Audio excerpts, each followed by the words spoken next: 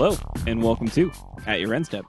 My name is Morgan, and I am here with Mike. And Rush. And we have another fun-filled episode for you folks this week.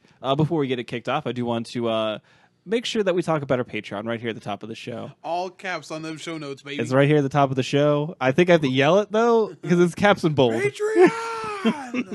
So we have a Patreon. If you haven't heard or haven't been listening to the end of the shows, where typically this is, you can go check it out at patreon.com/atyourendstep. We have some wonderful contribution tiers, and definitely want to draw attention to it. Our patrons are what keep us the show running, keeps the lights on. And we really couldn't do it without them. So a healthy thank you to all of our patrons out there. But let's take a look at what's on our docket. So we have a few community subjects that we wanted to talk about, and then we had Syracuse, which is Legacy, and that was a Star City Games event, and then we have GP Los Angeles, which is Modern. So those are going to be the two tournaments we're going to talk about, and a look towards Modern and regionals for this weekend. So first, our community topics. We do have the Mythic Championship. What London or Mythic Championship 2 is going to look like. And it has some interesting wrinkles to it, because obviously it's going to be happening during the pre-release of War of the Spark. So the limited portion of this tournament is actually going to be War of the Spark. Yeah, which is really interesting without any testing. Now, we talked a little bit about what the War of the Spark storyline is going to be, and Morgan, I figured it out. Yeah? It is finally the Avengers-style Nicholas Sparks crossbook, or Nicholas Sparks crossover event we've been looking for. Yeah. Where characters from, like, The Notebook and other assorted things that he wrote fight each other. They finally duke it out and become planeswalkers. I don't think so. I just don't think so. I don't need this kind of negativity in my life. Well, I mean, I'm sure people will read your fan fiction about it, so that's good. Here's the thing. That already exists. Yeah, the Nicholas Sparks crossover. Oh, 100%. Like, but now his books take place in different time periods, though. Yeah. So in my idea for this is sort of like a Marvel Secret Wars scenario. Gotcha. Where all the characters are pulled from their storylines and you put onto a planet where they have to fight for resources. Gotcha. So pulled across time. Yes, too. 100%. So we won't get old man from the Notebook. We'll get. Yes. Oh, you'll get old man from the Notebook and young man from the Notebook. Oh, you get both. Interesting. Yeah, you're kind of ruining my best scene, which was like a Looper style death sequence, where the old where Ryan Gosling kills himself. Well, he tries to. in order to stop this horrible thing from taking place. Old Ryan Gosling has been recast as Bruce Willis, but okay. Does he have to wear nose prosthetics so his face looks more like Joseph Gordon, more like Ryan Gosling's? He's wearing that, and he's wearing driver gloves as well, just so you can know that he's supposed to be Ryan Gosling. Well, you know what? 180. I'm interested now. All right, there we go. I did it. So, and then it's also going to be Modern as a constructed format. Back to Mythic Championship London, not this Nicholas Sparks crossover universe. We've already established that the time place will be all over the place, not modern times. Now, if you're like, oh man, back to Magic Talk, you can find my new podcast, Sparks Over, and that's a sweet name because SPARX over, so it's like Sparks crossover, yeah, Sparks great. over. No, it's good. Man, I stumbled onto a cash cow. You did it. TM. So it'll be Modern, but without War of the Spark. 'Cause technically, War of the Spark, it won't be released yet. So it's a little weird. It's more than a little weird. You're asking them to do limited with no testing, So theoretically, when does it comes out the week after the pre-release, right? Because it comes out a week before real release. Yeah. So we shouldn't have it online. I forget how it's been in the recent sets when the actual online set is hit and everything like that. So at most you'd have a week, and you wouldn't have traditional drafts. That is true. Maybe now Magic Online you would. I don't really know how this is going to be playing out. I do know for spoiler season that is going to be a change, is that we will have all the cards being spoiled throughout the season. So there won't be just a sort of a large info dump on the Friday of the last day of spoiler season.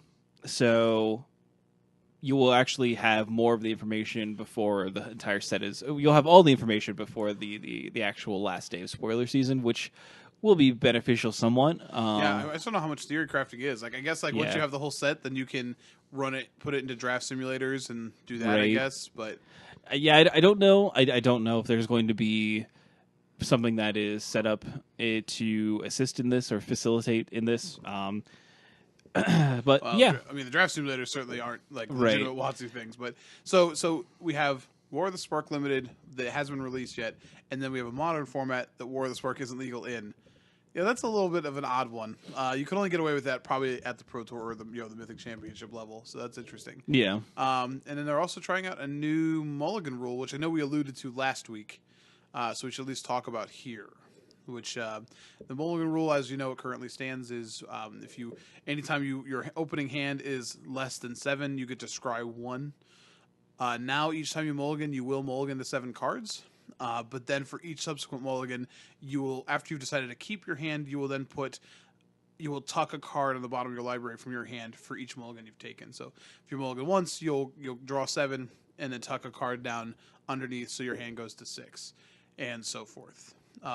And this is an interesting change. Again, this is just a test for it, but I think it's interesting they're even pursuing it. What do you think, Morgan? I do think it's interesting. So just a little tidbit. So War of the Spark will be technically online on Magic Arena, and I assume Magic Online on April 25th. The day before? Correct. Okay. 2 days before. 2 days before. So technically a day before. So they'd have like a little bit of time to do the testing. I don't know if I wonder if Wizards is going to like. I don't know how they're going to do that. I guess they're just going to be like, well, it'll be a weird limited Pro Tour Yeah, 100%. section. I think that I think that this mulligan rule sounds great for standard, and it sounds great for limited games. It sounds bad the more cards you put in the pool.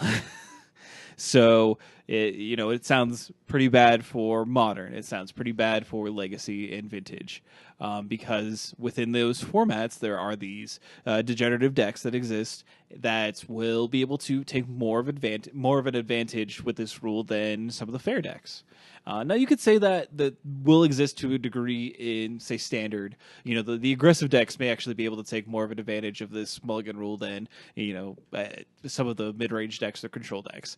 We don't necessarily see a whole lot of combo decks within standard, just because the pool is so low comparatively to the other formats. But if a combo deck does come up and exist, it's going to be able to take advantage of this. And even something like a maybe you can even look like a Nexus deck. Again, I'm not sure how much they really skew towards combo rather than like control when you're really looking at them. But again, I think of the when they take a look at the data they have in regards to mulligans, they still are finding, even with the the scry, that mulligans are just too punishing still for where they would want them, and that's their data. We don't know what data they look at. So I do want to point out that more than likely is a result of Arena specifically. I think that what's been alluded to a couple times already has been that Magic, especially as an esport and especially as like a digital card game, when you get so many more eyes on it, some of the flaws in Magic, Magic is the best game I think ever made, but the flaw of like Hearthstone, you always get your resource of return. You know what I mean? If you're coming from a game like that, where you always have a resource, to a game where you can get resource flooded or resource screwed, that can be a little frustrating. So this does seem to be a way to mitigate that, but I don't know that it necessarily makes standard like better. I understand. Obviously, we had some pretty high profile mulligans in the last actual Pro Tour, and that stinks. And that's part of the game. You can look at even other games that have resources every turn. You can still just look at like bad draws, whatever way you want. So like I don't know. I think that for modern, it's going to be an interesting test because Modern is that obviously, like the middle ground between, legacy, vintage, and standard. But unlike legacy and vintage, where I agree with you, there are decks that just absolutely benefit from, like people are showing like Belcher runs where it's like this is how mulligans can still like all the way down to 4, where you can just still go off on turn 1 or 2. You know what I mean? Like that's pretty gross. In modern, it's all about sideboard cards, though. Yeah, that's true as well. When you would take a look at it, it definitely having more of an option to hit that sideboard card or that ley line or something like that. It definitely affects the structure of the game. I mean, people for the people who are naysayers of modern say that, like you don't have enough, like the sideboard cards are too powerful and like you have things like Rest in Peace, Stony Silence, Blood Moon, the ley lines as mentioned. Even things like decks that are running things like Chalice, for example, you know what I mean, where a mold to 3 or 4 with a Chalice on 1 is enough to probably buy enough time where it doesn't matter. So that seems interesting to me because we want to reduce the amount of non-games, but then if you're increasing the likelihood that you get like Blood Moon locked consistently, then aren't you just increasing the non-games? And then, of course, you got to build your deck so that doesn't happen, but then modern ceases to be modern in some amount. So, and I don't know what that means. Like, I don't know if that makes it better, worse, whatever else. But I do think it's very telling they are testing it on a big scale with modern first. Yeah, I mean, if it's going to break, the modern is going to show that it's going to break, and it's going to be the biggest impact to a format that exists is going to be in modern. I mean, legacy and vintage just aren't as widely played, so they need to test modern because that's their biggest draw. Well, that and like in light of Modern Horizons, you know what I mean, like which we know has already been stated, got a lot of internal testing. I wonder if they were they testing it with this mulligan rule. That's a good question. I don't know. I don't know how long this has been. I'm fairly certain that it's so weird because when it was announced, they said that they had done a lot of testing in standard and limited with this, but maybe they were testing Modern Horizons with this, but I don't know. We don't know how they test things. I don't know how they're testing Modern Horizons. I don't know if they're just testing for the limited format and not actually seeing how deep of an actual impact they are making by putting these cards in Modern. Who knows? And who knows what sort of phase this was in when they decided to test this mulligan rule or what have you. We don't know. It's all speculation.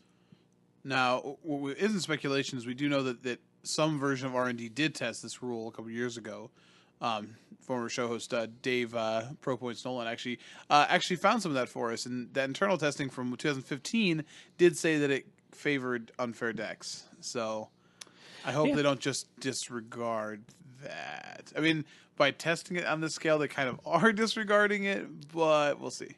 I think it's just something they have to do. I think that Sans making a drastic change further than changing the mulligan rule to the game, it's just something that they're going to have to do. And just kind of throw caution to the wind, try it for a tournament, see if it works. And if it works, then that's going to be the mulligan rule going forward from Core Set 2020, which was announced. I don't think we actually, I don't know if we talked about it or not, but they did officially announce that we are going to have another core set this year.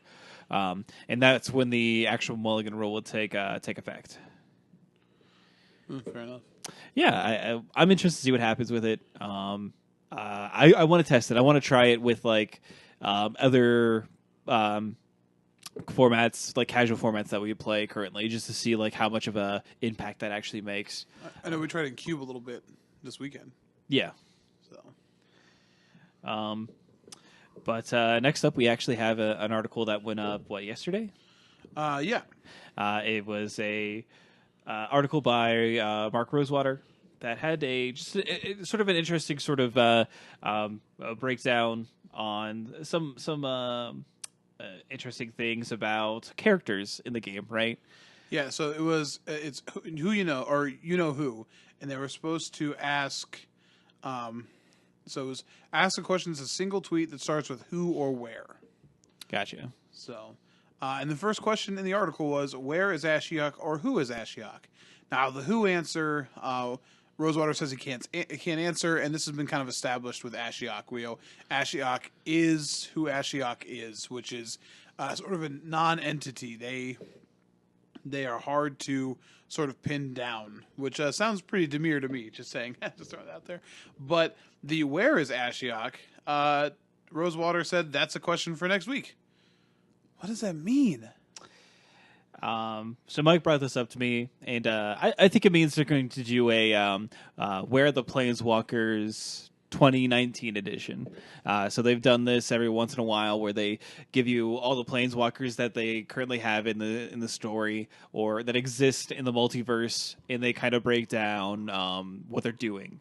And this could be a way to give us like sort of anchor points for each of the planeswalkers before we go into War of the Spark, because obviously that's going to evolve a lot of planeswalkers, but probably not all of them. So we need to kind of also be reminded of, hey, this person exists. So I think that's what they're leading into. Because I don't think, because we're getting a book for War of the Spark, right? Right. We're not going to have, are we still going to have stories on the mothership? I really don't know. I assume we'll have something, but I don't know if we're going to get more slice of life stuff or what. Yeah. Because that's the only other thing I could really like think of that we would get next week. I think it's interesting because Ashiok wasn't in the Mythic Edition, right? So I think that's an interesting little snippet there. Why not? And also, like, why couldn't we get a Where's Koth then? Like, let's get one of those. Maybe we can learn about Koth next week. Maybe. I hope so. Koth Watch 2019. The other interesting tidbit is we basically got a breakdown of a bunch of people or a bunch of characters that are in the story that they basically have like a file on, or some of the characters that he's listed have files on them in upcoming products, which is very interesting based on some of the names that they actually have. So you have crowd favorites like Fibblefib and Feather from Ravnica. Yeah, Vorthos Cast will be very happy. Gix, Massacre Girl from Ravnica, Sarah, which recently got a card. Yeah. And Yawgmoth. So like a bunch of different characters that Mario gets asked about a lot, and people may or may not see them in a coming sets, which is kind of exciting to see that they haven't forgot about these characters, and they could actually get real cards and be like legitimate cards that you can play with, which is cool. I think people would flip their lids if, like, people probably flipped their lids when they saw Sarah. That Sarah got a card. That's been something that people have been wanting since Sarah's Angels probably existed, know, or at least since Planeswalkers were cards. And to see something like Feather or Gix, even, Gix is like one of those old villains that we have cards that reference them, and if you have been playing the game, as of recently, you may not even know who or what they are, but the idea of like them being reinserted into something like a side project, or maybe even see them in like something like Modern Horizons is really exciting, and definitely is fan servicey, but that's okay. I think it's okay to be fan servicey with some of these characters. The one other thing I want to at least make mention of, he has asked on that topic, who among Planeswalkers that haven't been printed would you want to most see in a future set? And his answer was, going back quite a ways, I think a Leshrac Planeswalker printed in a Commander product would be pretty cool. And I think that's one that like people hear Leshrac and they're like, oh yeah, like Ice Age, all right, let's do it. And we were at Dominaria and had a lot of stuff here, so I thought it'd be pretty interesting. So,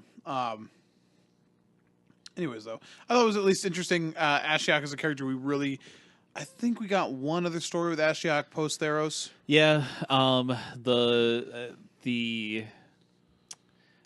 latest thing was they were all still trying to create fake gods.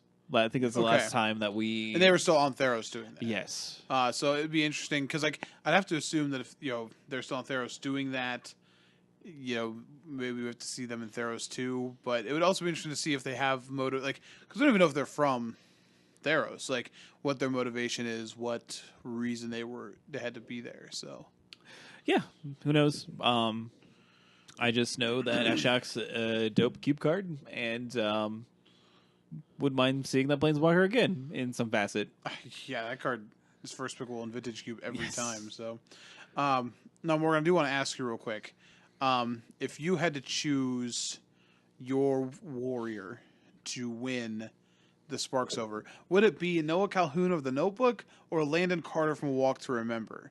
Now, winning could be subjective here because winning could be like they punch each other in the face, but winning could also be like there's someone who is the object of their affection, and they are competing, right?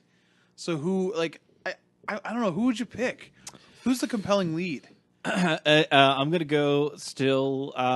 Even though the male, because that's the male lead from Walk to Remember. I believe so. Yes. Is definitely a strong choice. Definitely goes through some hardship in that book/film. But I do think that the combination of Ryan Gosling / James Gardner as a 1-2 punch. I like a 1-2 punch. Yeah, 1-2 punch. Realistically, It's like a team up attack. right? So we don't get to see aged up. What's his face from Walk to Remember? That is true. That is true. We and just to like weigh in as much dedication as they put into like the loves of their life. Is hard. One of them is like a very short time frame because one of them is a Walk to Remember. It's very sad. They're both very sad, but a Walk to Remember is super sad. But I'm gonna spoil a Notebook for all the people out there. So if you're gonna get upset by that, sorry. We've gone to a weird place. But he definitely reads their he reads their love story to his wife who has Alzheimer's. Literally, I don't know how many times he has to do this a year. Countless times. That is what is inferred, at least, by that. And that is dedication to love. That is like a lot. All right. So I think I'm still gonna pick Mr. Lead from Notebook. Man, I want you to understand. People think that like Avengers is star-studded. The star power in my Sparks Over movie is, like we said, Ryan Gosling already. Yep. We got Mandy Moore. Yeah. Channing Tatum, because Dear John. Yeah, I'm looking this up as we go right now. Oh, geez. I'm glad that the cowboy one is like the longest ride. Definitely has Alan Alda, like Alda in it. It's like Alan Alda, like that's it. That's our perennial gentleman, and I'm picking him to win the Sparks Over. I don't know what his character is. You didn't give me an option of Alan Alda, but smart. Yeah, no, I mean, yeah, I'm stacking the deck for myself, man. I don't know. Fair enough. So, I'm gonna make this movie. Proud of you. I do think Nicholas Marks will probably sue you before you make that movie, but I mean, he'd probably be like, "Wait, how much money can we make?" And I'll be like, "Exactly." And he'd be like, "Good." And then we'll shake hands, and we'll do a thing where we like cut our like palms, and we'll do some Blood Brothers stuff. Yeah. No, that makes sense. The best part is that's legally binding somewhere. It is. We'll make the Sparks Over, and our story of friendship and perseverance will be so strong that he'll put me permanently in to my own Nicholas Sparks adventure. That sounds captivating. I thank you. All Anyways, right. So before we move over into talking more about Magic, I do want to give a quick shout out to our lovely sponsor, Comic Town. They will be hosting Star City Games Regionals this weekend, and it's going to be a modern tournament. It's going to allow you to queue for the invitational that is going to be at SCG Con. Spring? Yeah, sure. Summer? I forget which one this will be. Not the snowy one. Not snow. Yeah, summer. The one in June. June, okay. And you can definitely check out that event and figure out how to sign up by going to worldofcomictown.com or checking out Comic Town Gaming Center, on Facebook. Moving on to competitive.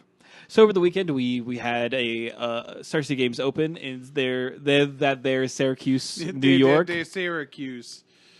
But it was Legacy. It was Legacy. We didn't really talk that much about Legacy. No, I definitely got a couple. Like, hey, you going to this? It's like, no, guys. As much as I'd love to go dust off Splinter Twin because why not? No. Oh, but we'll take a look and see what did well here at the good old Legacy Tournamento. It looks like we have a fairly diverse top 8. I think we have Isildelver is the only repeat. I think so, yes. Which is awesome. It was won by Isildelver, piloted by Rich Cali.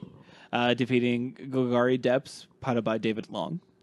We also have Rakdos Reanimator, Zorius Delver, another Izzet Delver list, Grixis Control, Mono Red Prison, and lastly, Miracles. So, yeah, I really would like to look at some of these decks and like try to see what cards that are in them that could that we could see see in Modern Horizons. Yeah, that's interesting. Can we look at the number one deck, the Izzet Delver list in first place? Because there's a pretty sweet card in the main deck. Is it Terramander? It's Terramander and Light Up the Stage. Oh yeah. Look at that. So that's a pretty spicy one. Light Up the Stage in Legacy. Now, I do think there are some non-bows that light up the stage here, namely Force of Will. That one is not a great one to do.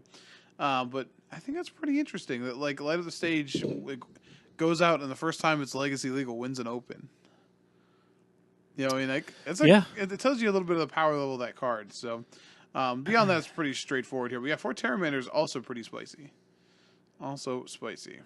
Looking at here, things that could come into Modern. Chain Lightning? We're not getting another Bolt, right? Oh no, you can't get Bird Chain Lightning.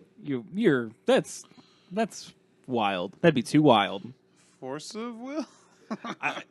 I still think Force of Will is too strong. I don't know if it's too strong as much as too warping. Yeah, that's probably true. It definitely will warp the format. Again, I'm still closer on Daze or Flusterstorm being like the big blue sort of counterspell that we see kind of introduced, other than like potentially even counterspell. Sulfuric Vortex? That's a maybe. Yeah. Former co-host of the show, Dave Nolan, wants Null Rod to be in the format for some reason, and no, you just can't give every deck access to Stony Silence. That's a bit much in my opinion. So no Null Rod. Yeah, I agree with that. Hey, how about True Name Nemesis? No. No. I don't think so. I don't think so on that one. Don't think that one makes the cut. Looking at second place, Golgari Depths by David Long. How about Hymn to Turok?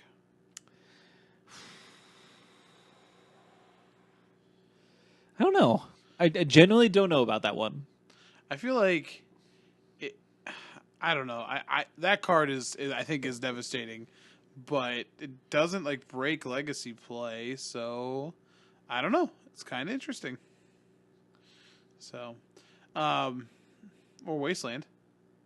I think we talked about this. We're not going to get Wasteland. No, Wasteland's really good. And again, we already have Field of Ruin, and I think Field of Ruin is where they want like land destruction on a land to be within the Modern format. What about Sylvan Library? Yeah, I like that. I really would. I think like obviously it's good with fetches, and I think green decks have been pretty powerful as far as their card drawing, so like I don't know, but I think this would be a shot in the arm for a couple archetypes that could really use this effect. It's powerful though; it's real powerful. It certainly is, and there is definitely a strong argument to be made that is definitely not a green card. Also true, but I think that where's your library? In the forest. It's like the Jedi library, right? It's inside of a tree. It's like, wait, are you just reading Bark again? It's really good. Listen, man, it's by Nicholas Barks. I hate you. You're the worst. First of all, paper is definitely made from trees, so realistically, trees. Confirming trees to the Barks over. Yeah. Anyway, I'm gonna look at Rakdos Reanimator. I'm gonna definitely say that not a lot of is gonna make it. Dark Ritual, nah. Entomb, no. Lotus Petal, definitely not. Reanimate, no. Badlands, no. Oh. Exhume, no. Exhume's not. No, it's the flashback one that's technically in the card pool that would be considered modern, but is banned. Yeah, not a lot. If you are sitting on the sidelines and you're really hoping that you're going to get some more reanimate strategies here in modern, I don't know. I don't think they're going to put animate dead. No, you're not getting animate dead. You're not getting any of that. I'm sorry. It's not happening. It's not. So, looking at, could they put swords? Could they put swords in modern? No, I mean, like, could they? Maybe, but I don't think they would. Okay, fair enough. I just wondered. They could do. So it's cards not currently legal in modern. They could print Stoneforge Mystic. No. Isn't that a weird loophole? No, that's not a weird loophole. Check out Grixis Control here. Baleful Strix. I think like that's a card that's high on a lot of people's list. Agree with that. Is like this is a card that would not break modern if you put it in there. It's just like a good card. Shardless Agent I think is also on that list. Yeah. So please give that to me because then I can start playing Shardless. Shardless Bug in modern. I'll be very happy. Diabolic Edict is another one that people think has a very strong chance of making it in the modern. Just a good solid instant speed, make a player sacrifice a creature like that effect is needed, especially if you're going to introduce some more powerful things into the format. Diabolic Edict gets around stuff. How about Toxic Deluge? Ooh, looking there at Grixis Delver. Man, that's powerful. It is a powerful card. That's real powerful. Do you? I think I'm definitely more hesitant about that one. It is just a Wrath, so obviously it is going to be like, but it's turn 3 Wrath that gets rid of everything. It also gets around things like protection, indestructible, everything. I think it's at least interesting. It is definitely on the like lower level comparatively to like things that could make it in there of like power level, but it could be one that again warps the format a little bit, and maybe that's not a bad thing, but it's something you have to be careful of. I don't think any of the blasts like the I don't think so. I don't think those are right out. Especially the templating on whatever version they want to use is a little weird still on those. But looking at Mono Red Prison for a second, I've got a cycle for you that I thought about. We were talking about this before because this has 4 Fiery Confluence. Could we put the Confluence as a modern? Ooh, I don't. First of all, I do not want like the blue-white X control decks to have Mystic like Confluence. Yeah, I don't want that. That card is wonderful. I don't want that though. That feels like it would be. I mean, it's a 5-mana counterspell though. Like Cryptic is already pushing it for some decks. 5 mana is a lot, even though for what that card does at 5 mana. Because think about it: 5 mana you get Brawl's Expertise. 5 mana you get draw 4 cards technically with Tidings. And 5-minute counter spells where you draw a card all the time. So I don't think. I mean, obviously, it's the ability to counter something, bounce, and draw a card. That's the crazy thing about Confluence. Yeah. But I think 5 mana is a lot. Maybe I'm crazy. And I think like the only other Confluence that sees a lot of play in Modern is Fiery Confluence. Yeah. And like maybe that's not good enough. But I think like Fiery Confluence would be interesting. The White Confluence is at least interesting. So I don't know. I wonder if the Confluence cycle could make it. I get it. If you're looking at what Mystic Confluence is the one that gives you some hesitation. That's just dirty. Just a dirty card. Ancient Tomb, not making it, guys. Sorry. Ancient Tomb is real powerful. Just go play Eldrazi. You get your Ancient Tombs anyways. For fact. But nah. That one's not making it in. Oh, and no Moxes. Like not what Mox Diamond is the one that's not. It's on the reserve list. Oh, there you go. We only got the foil. The foil one is one of the things that got them to stop printing the foil loophole. So. There you go. Perfect. Definitely not getting it then. Looking at Miracles and this one, the other decks. Back to basics. Yeah, that's another one that people have been speculating pretty highly on. We just got a fresh supply of them too. I think that's a good get too. When you take a look at something like Tron, and I no, everyone likes to like say like Tron's just the worst deck and shouldn't exist in the format. Blah blah blah blah blah. And it's fine. I think it should exist in the format, but I do think that more decks should have access to attack it. And Back to Basics gives something like Jeskai Blue White Control an option into being able to turn the tide in those matchups. So I really do like Back to Basics as an option. And like as unfun as that concept can be when you think about Back to Basics or Blood Moon, I think it's important to think about Modern is a format where you have access to Choke, Boil, Flash Fires. Like, these all are there. So Back to Basics is not too much of a stretch.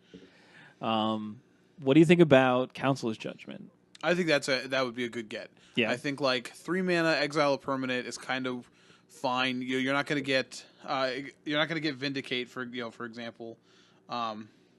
It being non-land is kind of the sweet spot for where they want to design Modern stuff. Because I think that Council's Judgment wasn't, if it didn't have Will of the Council, right? If it was just like, an opponent exiles a card of your choosing, that wording would never work. I think it would be awful in Standard. When you look at something like Assassin's Trophy, you could probably have gotten away with Council's Judgment in Standard. So it would make sense for me to not be a Modern. Now, again, it also depends on if they feel it fits within Modern Horizons. Like any of the cards we've said, it has to fit in the set and all these things.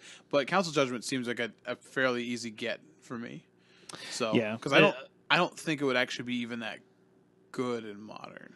Yeah, it would definitely be something that you would probably see. Maybe not even main deck, but you would probably see like Blue White Control play it. I mean, maybe it's 3 mana tap out for it. So it has to be like because like you're not. You want to think of the troublesome permanents this could get rid of. Things like Blood Moon, we have to have double white.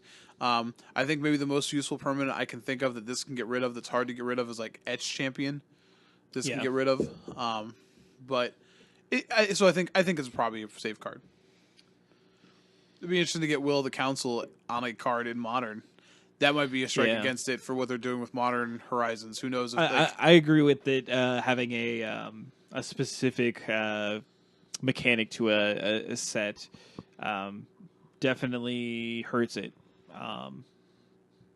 Hey, what about Humility? Is that gonna make it in? No templating or you have to retrain an entire generation of judges. It's just not fair. Hey, these are layers. Much like the Trident Gum, we are going to teach you about them. This is the pain layer. So I don't know. I think it's kind of cool to look through all these. We got a lot of deck lists, and I think like you have to be pretty happy. A lot of people were sort of whiny after you had the banning most recently, but I think like if you look at the diversity here in decks, like all the way through, because they gave a ton of decks all the way down to 69th place. So nice, thank you. And I think you see things like Maverick showing up on here, Death Shadow, Goblins is on here, which Goblins has a couple cards that I know that were hinted at. We talked about like Lackey or Goblin Matron. Matt Sperling and one of his friends, I believe. I can't remember the person's name, but they've been doing a Matt Sperling friend. They've been doing a series of legacy cards in Modern and seeing what kind of impacts they would have. So they've done Food Chain, and then they just did Goblin Lackey, and Goblin Lackey looked pretty bad. But I think on a whole, that's because. The reason why Legacy Goblins works is because it has so many cards that just add to its ability. So I think they would have to add a lot more cards instead of Modern Horizons for Lackey to really take off and look anything like the Legacy version of that deck looks like. I mean, they certainly could do that. Most of the cards that you're missing like Modern Goblins is a Sly deck. Correct. It's different than Legacy Goblins. Honestly, is a much slower deck playing Aether Vials and like Accumulative Advantage and uses things like Wasteland or Rishdam Ports to lock you down while it puts cards into play. But you could easily put both Lackey, Matron, and Ringleader, which Matron and Ringleader are really the two cards you're missing for that engine, in at common and uncommon. They already were printed at uncommon. Matron's been a common before. Like, that's not that big of a deal. How about Goblin Sharpshooter? We're talking about goblins here. Woof. I think there will be goblins in Horizons for sure, and I don't know which ones it'll be. But there's definitely like a good combination, and then like the scary combination. Man, Goblin Sharpshooter is. If you've never got to play with that card, so Goblin Sharpshooter is a 1/1 for 3 that pings things, but it gets to untap. It doesn't untap normally, but it gets to untap whenever a creature dies. Yeah. So if you have 1/1s, it mows them all down. Correct. But it also works in conjunction with things like Gem Palm Incinerator. Jump Home Incinerator, sure, but Script Prospector. Yeah. To really set off some interesting turns. So I miss that card. I miss it. I miss Goblin Sharpshooter. I bet you do. It may be. Maybe. I do think if a card like that exists within Modern, maybe it becomes too oppressive, because that's like a nightmare card for something like Affinity. Like, whew. How about Mog Catcher? Just to, make sure that we have access to it in Modern. I appreciate that. I mean, I'm not going to lie. What do you think about Snuff Out? Oh, man. Yeah, I mean, yes, please, because I just want to play it in Death Shadow. I know. I think they're going to be wary of free spells, like maybe a Daze or a Yeah. Force Will. But other than that, I don't think they're going to go out of their way. Like, I know some people said, like, oh, well, Tom Ross worked on this, so we're definitely getting Invigorate. I certainly hope not. Like, I don't. You want to make a joke like that, but you will not like what happens to Infect if you give them Invigorate. So, I don't know about that specifically, but how about Containment Priest? I like that. I just like that card is just with the sheer fact that the card solves a lot of issues that exist in Modern right now, and would do a lot of good into turning the tide against just a lot of the top decks, just a lot of the decks that people don't like, because of what that obviously affects Phoenix. But how does it interact with, like, because I gotta see how it reads. You want to interact with tokens? Hold on here. It's in one of the Maverick lists I just looked at. Containment Priest. If a non-token creature would enter the battlefield and it wasn't cast, exile it instead. Yeah, so that even works against, like, Dredge, right? Yeah, 100%. So I think you introduce that card. I mean, again, it's a hate card, but then again, a white hate card specifically. Yeah, but it's also a human. I want to point out that it's problematic. I will definitely give you it is problematic, but I do think it would do a lot of good against some of the top tier decks and maybe rate them in a little bit. Yeah, I think like if you're looking for a card that easily gives like people a little more game, you said specifically against Phoenix. I think Priest does that. So yeah, definitely a lot of interesting to look at here. One last deck I want to look at is in 19th place David Razka playing 4-color Arclight Phoenix, Bloodghast, Sting in the Ice, Arclight Phoenix, playing 4 copies of Entomb, and 13 total lands.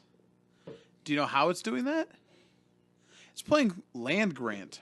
Oh. Now, I got to tell you, Land Grant here is super spicy, because Land Grant is a free spell when you're trying to, like, go get, like, so you're like, oh, I don't want to draw lands. I want to draw spells that are free that turn into lands. Right? Like, that's what you want. It's pretty good. And to do so is running multiple copies of Tropical Island and Bayou as well, so you can go do that. Yeah, so I thought that was at least pretty spicy to just be like, oh, I don't know, I'll just go land grant it. So I know there was a Grixis version that got featured in a deck tech that we've seen a couple times. It was playing things like Intuition, or I think Buried Alive was another one where they're just trying to put 3 Phoenix directly into the graveyard, which is pretty great. I do think that like things like Arclight Phoenix and Cabal Therapy are pretty gross. So yeah, like, oh, I have all these Phoenixes. I'm going to cast a lot of these. So it's pretty great. His sideboard has some interesting cards. It has a Battle Bond card in it. Did you see that? Oh my gosh. Sentinel Tower. If you don't know what Sentinel Tower does, I can't blame you. It is whenever an instant or sorcery card is cast during your turn, Sentinel Tower deals damage to any target equal to 1 plus the number of instant sorcery spells you cast before this. So he just turns this into a storm deck? Correct. A Sentinel Tower storm deck. It also has 4 copies of Accumulated Knowledge in the sideboard, which I think is pretty cool if he's going to turn himself into a storm deck. So I love Accumulated Knowledge.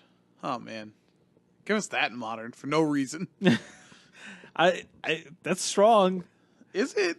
I mean, I think so. I don't know how many decks can take turn 2 and just play Think Twice right now. So, I guess. I mean, you say that, but Think Twice still like makes it in. Like still. yeah, that's true. One other thing I want to make mention of is he's got a cool piece of sideboard tech in Memories Journey, which is the instant that you can shuffle up to 3 target cards from your graveyard into your library. And if he's playing 4 copies of Entomb, so if you board that in and someone tries to surgical your Phoenixes or something like that, you can Entomb Memories Journey, shuffle them in. And I think that's kind of cool. So, yeah, so sweet deck. But that's Legacy. Is it Delver still? Delver's still good. And Terra Delver's also very good. Yep. So the further back you go, the better Flying Man gets, I suppose. Next up, we have some classics to talk about. So let's pull up the modern classic. There may have been a Legacy Classic. I didn't look. I'm sorry. No more Legacy talk. Sorry, guys. There definitely was a Legacy Classic. Congratulations on winner. So this modern classic was won by Dominic Harvey playing Were Prison. Oh boy. Boo. Boo this man. Boo, I say. He defeated Amulet Titan, piloted by Edgar Magales. Were Prison, still a thing. Probably on the rise. So I keep playing it while you can, because I got to tell you, the Mox is getting banned. I don't know what to tell you. It's getting banned. I just, the writing's on the wall. It just is. Yeah, this deck is still just as gross as it ever was. Gross as it ever was. Gross as it ever was. I just don't know how people have fun playing this deck. Well, some people just like it when no one else gets to do anything. I just don't get it. So they like to spend their opponent's turns having no cards in hand and no thoughts as to what they will do, and then their turn making sure their opponent is extracted for all value. Clearly. But I do think, looking at this top 8, it is super interesting because we have some decks that we don't get to see a whole lot of. We have Ad Nauseam in third. We have Orzhov Tokens in fourth. The event deck. We have Grixis as Shadow in fifth. In sixth, we have Humans. In seventh, we have Jessica Control. And then in eighth, we have Mono Green Tron. So most importantly, no Dredge, no Phoenix in the top 8. Yeah, that's interesting. I think it's very interesting, especially when we're going to take a look at LA, where Angeles, that's a different story. But I love Ad Nauseam. So I'm going to take a look at the Ad Nauseam list and see if there's anything that is interesting in it. And so far from what I could see, there definitely isn't, and that's okay. Wait. Godhead of Awe. I haven't seen that one. Is that's that is definitely new. This could be over the where you typically have like your Dramoka or something like that. Yeah, just like your threat. This definitely is interesting. I've literally never read this card before. I've Been imagined for a long time. I've never read. I've read Steal the Godhead. Yeah, never Godhead of Awe. Well, this is humility on a creature. It turns out. Yeah, 4/4 flyer. Other creatures are 1/1. I actually hate that phrasing, but I get it. I understand it. Oh man, interesting choice. Yeah, I don't know. They don't lose abilities, I guess. They're 1/1s, and they still have flying and trample and vigilance and what have you. I'm not sure. Yeah, I don't know. I don't know on that one. I want to mention Orzhov Tokens for a second. Unless you had something else to say about it. No, it's okay. So we haven't seen this too much. I will say if you've been looking for where you could play your Sarah Planeswalker, this is probably the deck. Yeah. All of its modes are pretty relevant here. I want to look at Hidden Stockpile. Hidden Stockpile in here. That card was very annoying in Standard, and I think it's kind of interesting here as a way to, especially with Bitter Blossom, to sort of move and find those important things. So when Hidden Stockpile existed in Standard with the Black-White Tokens deck, it was pretty important to make sure that Tokens deck kept having gas and found its engine cards. And here it can do a pretty similar thing. So also does little things like triggering Auric Champion consistently. So I think that's kind of spicy. Yeah, for sure. What What else you want to talk about? We have humans back in the top 8. Yeah, it's been a while since we've seen humans. I mean, most of the time it's been, overshadowed by spirits. We don't necessarily see anything too new or groundbreaking Deputy here. Detention. Yeah, obviously broken to spirits makes sense for it to break into here. Yeah, it's just it's not a human, but it is interesting. You could definitely still flash it off an ether vial, and it'd be very effective. This card at instant speed can be fairly backbreaking, so that makes sense. Everything else is kind of the same. I think it's taking a spot over a Kite Self Rebooter, which is interesting. I really like Kite Self Rebooter when I was playing humans. That was it's definitely one of the cards that allowed you to see what's what. You get to look at your opponent's hand and it could tell you if you were good to commit or something. But yeah, it still looks like humans. Yeah. Walks and talks like humans, as it were. Wants to be like you. The only deck I really want to mention from this classic is Abzan Control or Abzan Midrange in the top 16. There was some buzz about how Kaya works in Modern, and we as a cast we had looked at a tweet from Hall of Famer Willie Idol, who said that he felt like that it was pretty well positioned right now. I still don't know if when I played against Abzan most recently, they had a Kaya in the main, our lovely leader of the Orzhov Guild, and it was interesting. I don't know how good it really is, but there are a number of decks where it does have some game against them. The Instant of Life gain's a thing, so he was sort of advocating playing Abzan that has some number of Kayas in it, and I think that's interesting. I think it's definitely interesting. Yeah, I definitely agree. When you take a look, it does do things. It does things in a lot of matchups. I don't know if it's great in every matchup, but it definitely has its versatility. His moments. Yeah. Quickly on the Standard Classic. Sure. Won by Joshua Stringer playing Simic Nexus. Oh no. Yeah. I never thought I'd be this sad for a deck that plays Frilled Mystic. Yeah, Frilled Mystic. Well, how could you betray me? He paid me money. He promised me infinite turns. Yeah, nothing too crazy here. You just see the normal main deck for the most part, with the Biogenic Ooze sideboard playing up to 3 copies now. So, if you want to take a look at an interesting one, third place Rakdos Aggro by Frank Scarn. Fairly straight ahead. You have 4 Firebrand, 4 Lava Runner, 4 Steamkin, 4 Goblin Chain Whirler, 4 Rick's Modi Reveler. So that is the black card that is essentially being splashed for in the main. And in the sideboard, you get an Ongroth. But I've been kind of interested to see this, as the red decks have to go bigger, this having multiple copies of Rekindling Phoenix, all 4 Experimental Frenzy, and then Reveler. Red is not winning the races consistently, especially in a format full of Sultai midrange, so it's got to have a number of cards that let it go a little bit longer. So playing the Rakdos midrange deck a little bit, the Jody Keith list. Yeah. Yeah, Reveler is pretty great. When it does what you want it to do, it's just like, hey, I have 3 cards. This is for you. You deserve it. I mean, I know you're a big fan of the Bedlam Reveler, so. Yeah, I like Revelers apparently of all kind. Eidolons are the Great Revel, Bedlam Revelers. There's a big party boy over there. Oh my gosh! I put my bright red backwards cap on and become the Fred Durst of Revelers. So, oh good lord! Beyond that, we have Gruul Aggro. We have a lot of this. Interestingly enough, Mono Blue doesn't see the top 8 here. Or no, sorry, 8th place, 1 copy. Ooh, it barely made it. I thought it was the 9th place, but and that's the only copy of it in the top. Nope, 1 and 16th. Oh man, they're both right at the end. But for a deck that just won the Mythic Championship, it seems kind of interesting for it to sort of fall off a little bit. So, also though noted, 1 copy of Visit Phoenix in the top 16, no copy of Drake's. That deck, the Phoenix version is fighting for its life, but the format is not. The problem is the format is adjusted so hard to Mono Blue that the game plan of the Is It Phoenix or the Is It Drake's decks is just like, hey, could you not have all these Crawl Harpooners for a minute?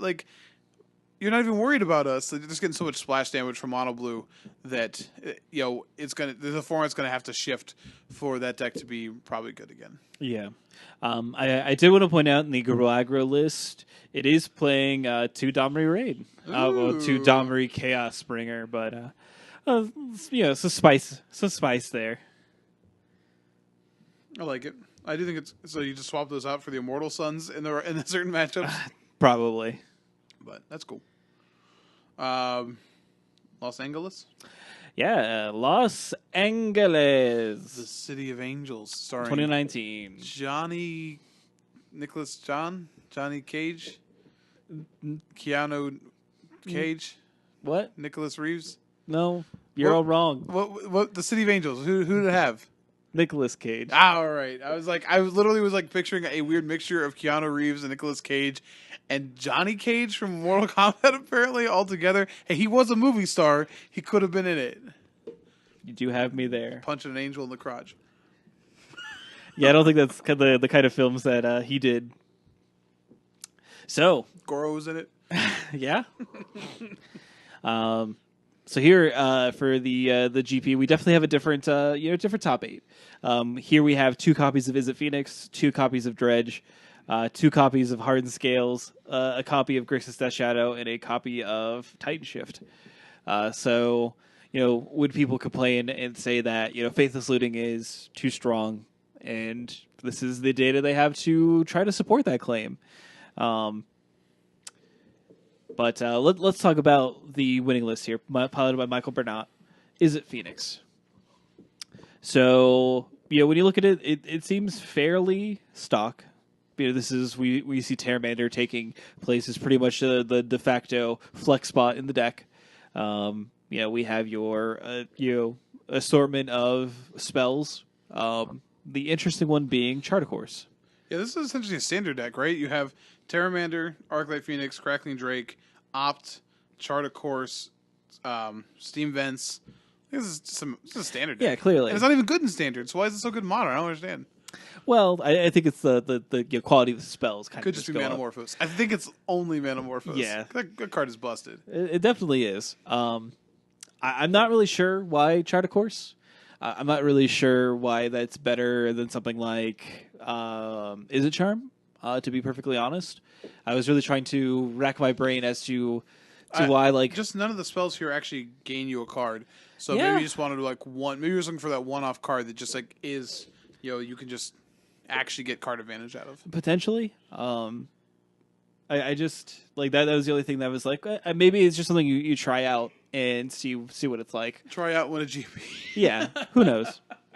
I do think that we do see some interesting evolutions in the sideboard, though, because we do see a Chandra, Torch of Defiance, show up in the sideboard here as a one of, and that kind of acts as a lot of different things. Could be something you see in the mirror match as a flame slash that you could bring in, but also is attached to a planeswalker, which is pretty good.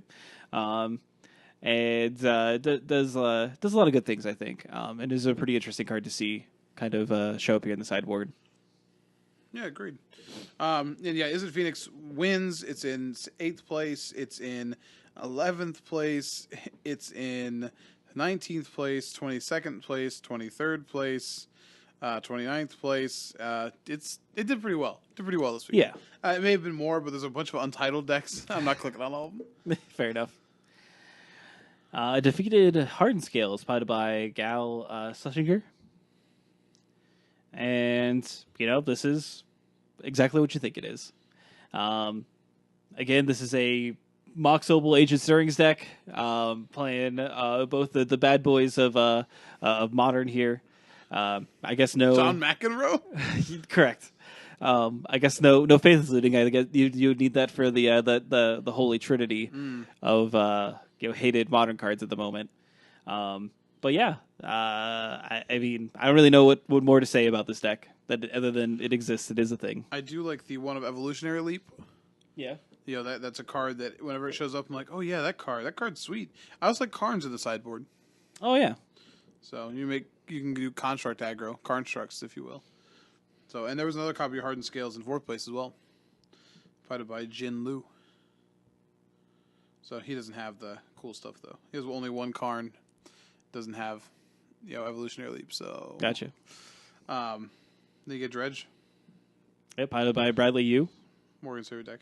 I don't think this is my favorite deck. I think it is. I checked. Did you? No, I didn't. I'm sorry. I gotta tell the American people I lied. It's definitely an interesting deck. It definitely did definitely did a lot of work on camera when you watched it play. So I think that it definitely has a lot of power behind it. But again, it's just Dredge. I don't really feel like there's anything too groundbreaking, pun intended. But yeah, is there realistically anything else that you want to talk about? In the top 8, not really. We could talk about Blue Black Control in 12th place. Sure. At least mention this. This is a kind of a throwback deck. A little bit of a fairies deck. Has Spellsherder Sprite and Bitter Blossom, along with many Jason the Mind Sculptors and Liliana the Veils. So many cryptic commands. I think it's interesting that the deck is playing Cast Down as its 2-drop removal spell instead of something like Doomblade or. I definitely wouldn't be playing the non-artifact creature one right now, but Yeah, I mean, you just have a lot. Probably can hit a lot of more things. So I guess hitting Death Shadow is probably important. Yeah. Just Cast Down just seems awkward here, but I'm trying to think here, like, what would you... Maybe Athalia is probably one of the things you'd be most annoyed to not be able to hit. probably, Maybe that's it. yeah. So, it's interesting. Mm-hmm. But yeah, just kind of an old school throwback list, and you're just kind of hanging out there. So, yeah, I mean, if you're not really worried about seeing too much like Tron or big mana, then you're probably good. But these decks really struggle against those big mana decks. All right. The last deck I really want to mention here is Blueless Shadow, which is a weird name for a deck that's existed for a while. But this is Death Shadow Zoo, and if you're an old listener, I don't know what old means at this point, but you'll know that I love Death Shadow Zoo. That deck was very good to me in Modern, and then they banned it out from under me. Well, Jitaxi Pro. Yeah, you know that card was dirty. I mean, Infect got worse, but then came back, so who cares? Well, this deck's back now, too. There you go. Honestly, before we had like Grixis Death Shadow and all those things, this is really the deck that started pushing Death Shadow the furthest, and it's essentially an aggressively slanted combo deck that wants to kill you with a combination of Become Immense and Tiber Battle Rage, and I really like those two things in conjunction with each other, and I'm definitely playing this this week. I may or may not have just snapped up a playset of Tarmogoyfs because I saw this deck doing well again, and they were fairly cheap, and I was like, all right, I'm in on this. So I'm pretty excited. Regionals this weekend, I'm going to be able to play, and this is the deck I'm going to actually play. So probably won't get any new reps in with it, but you know, it probably is a lot of the same. An old boss, same as a new boss kind of situation. Yeah. Not having probe is a little tough because Obviously, because you don't get that free information of do I go for this hero or not. right. But I like a lot of things it's doing. There's some things in the sideboard I really like. Having access to Assassin's Trophy is a nice one. Most of the lists are playing a couple copies of Faith Shield, which is something that the deck really wasn't playing before, but I think is interesting. So Faith Shield, if you don't remember, is a single white for an instant. Target permanent you control gains protection from the color of your choice until end of turn. However, it has this really weird mechanic that only existed in Dark Ascension, which is Fateful Hour. If you have 5 or less life instead, you and each permanent you control gain protection. That's a spicy one. Yeah. So there's not necessarily a lot of things in the format that give you protection from things. So nope. It's quite unique. And now in that deck, are you frequently at 5 or less life? Yeah. Weirdly enough, you okay. are Well, fair actually enough. frequently there. Oh. Hey, weird question. I just thought of this. If you're cursed, does Face Shield giving you protection from a color make the curse fall off? I have no idea how that works. I want to find out. I want to find out how this works. Yeah. But and also like it's playing like Claim to Fame, so this might be the Death Shadow deck that Claim to Fame is actually good in. That's true. And Hooting Mandrills because you got to play around Chalice of the Void somehow. Yeah, 100%. So, but I really like the way this deck is set up, and while I've really enjoyed Phoenix, and I'm going to go back to Phoenix, this is I just want to play this deck for a little bit. Yeah, and I can't blame you. If I do play regionals, I'm probably going to be playing Phoenix. Probably is it Phoenix. I mean, at this point in time, it's technically the deck that I have access to. Well, I guess I could play Burn. I don't know. Phoenix is just a good deck though. It's probably the best deck in the format. And I had a lot of fun learning it at in Cleveland. In all honesty, had a rocky day one, but definitely felt that it was making more sense the more that I played with it, and it definitely has a lot of decisions and a lot of difficult points in choices to make within it. And definitely playing it at regionals will be the most competitive thing that I've ever played it at. But I definitely think that it is what I'm going to play if I do decide to go and play regionals on Saturday. So. Yeah, I'd probably either make the choice on mono red or even is it Phoenix if I felt because Dave was talking about this, but felt the need to queue for the invitational, but because I already have that in my back pocket, I can kind of play what I want there. So, but I am hoping that you or Dave can also have a good excuse to come to Roanoke. You only have the top 8 to qualify this one, right? Am I crazy? Probably. I don't know. Yeah, that's fair. I really don't keep that abreast of what's going on with it, to be perfectly honest, because Roanoke's a garbage city. So Roanoke is a garbage city. It's not really. I'm not really incentivized to go. I'm gonna be honest. Virginia so far, like recently, it hasn't had a good run either way. Nope. A number of pretty dirty cities. Yep. And some real bad leadership. Oh yeah. So 100%. So suck it, Virginia. Eat my shorts, Virginia. Ohio is for lovers. That's what Hawthorne Heights told Hawthorne me. Heights told me. I learned as a high school student. Yeah. Those sad boys told me it was for lovers. But I think they got their hearts broken. Well. Oh. I get it. Got sad. Anyway. So, obviously coming up this weekend, we do have regionals, and that's the only thing. We don't have any GPs or opens or anything, obviously. So good luck to all of you who are going to be participating in said regional tournaments. But yeah, that's going to be everything for us this week. If you want to reach out to us, you can. We have multiple ways doing so. We have a Twitter, it's your NStep, and when you add us, it's at your NStep. We also have a Gmail account, at yournstep@gmail.com. And we also have Facebook, facebook.com/@yournstep. If you are listening to us via one of your Apple products, please feel free to leave us a rating or review on Apple Podcasts. Definitely helps with our visibility and getting more listeners to the show. If you're listening to us via Legit MTG, thank you so much. I know you're probably one of our newer listeners, but thank you to Legit MTG as well for hosting our show. And I think I've been pretty spotty about that because of our timing. It's been like every other episode, and it's going to get more consistent. So if you're like, wait, I saw 242 on Legit and then 244, don't worry. 243 exists. You can go find it. But 245 will also be up there. So. Correct. Again, like we said at the top of the show, we do have a Patreon, patreon.com/@yournstep. Definitely be sure to check that out if that is something that is interesting to you or interests you, as normal people would probably say it. But yeah, that's going to be everything for us this week, and we will catch you next time. Have a great one. Bye.